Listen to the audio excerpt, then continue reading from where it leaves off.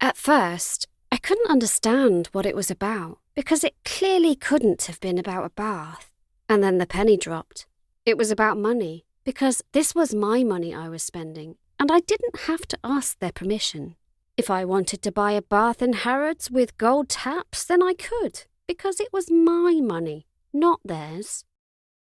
"No, Dana, no," the midwife scolds. "You mustn't push yet. It's way too early." "But what the hell does she know? She looks about 19. I bet the closest she's been to a newborn baby is... Yes, okay, she's a midwife. Newborns are what she does.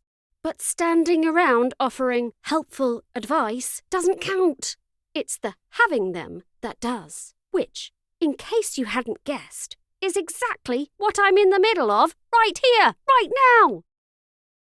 My little sister, Prim, curled up on her side, cocooned in my mother's body, their cheeks pressed together.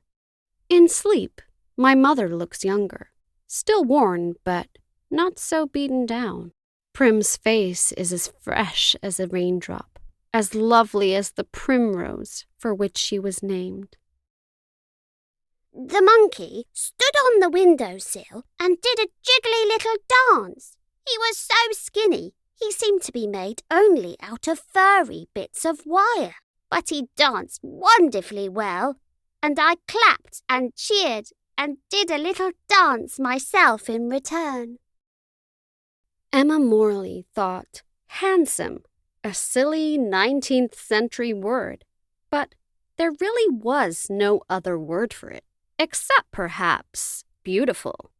He had one of those faces where you were aware of the bones beneath the skin, as if even his bare skull would be attractive.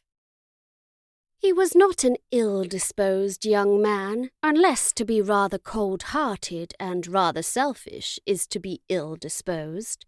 But he was, in general, well-respected, for he conducted himself with propriety in the discharge of his ordinary duties.